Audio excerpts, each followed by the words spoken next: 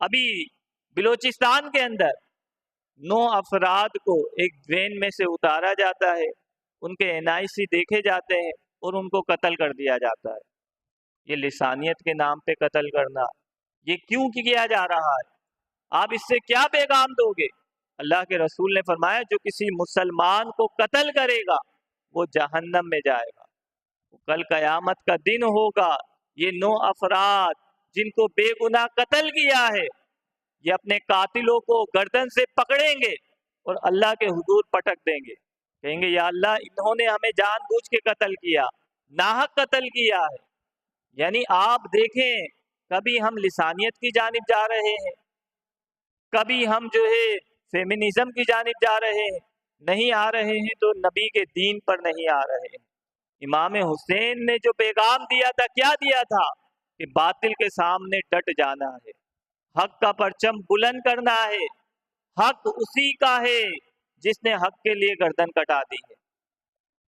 لیکن آج افسوس کہ ہم کس نہج پہ جا رہے ہیں۔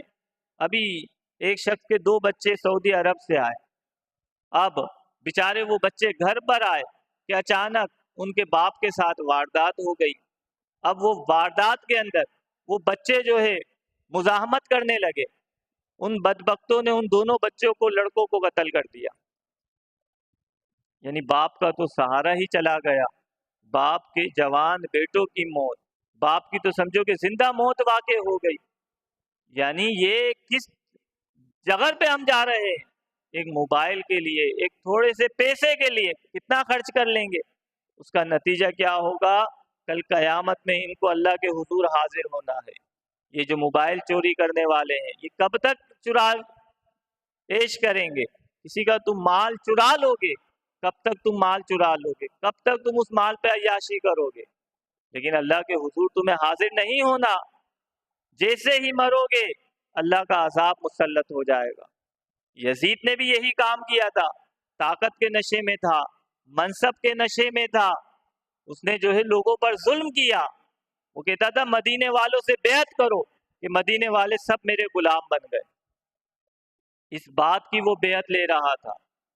عمر بن عبدالعزیز کے دور میں ایک شخص کہہ دیتا ہے یزید امیر المومنین ہے، عمر بن عبدالعزیز کہتے ہیں اس کو 20 کوڑے لگاؤ۔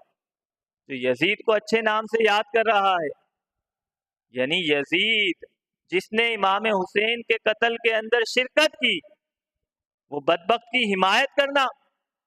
یعنی آپ دیکھیں، ہمیں اپنے بچوں کی تربیت کرنی ہے، ہمیں اپنی نسل کی تربیت کرنی ہے، ہمیں امام حسین کے کردار کو ادا کرنا ہے، اور وہ جبھی ہوگا جب ہم اللہ رسول کے دین پر عمل کریں گے، اللہ رسول کے دین کی رسی کو مضبوطی سے تھام لیں گے۔ اللہ کریم ہم سب کو دین اسلام کو مضبوطی کے ساتھ تھامنے کی توفیق عطا فرمائے۔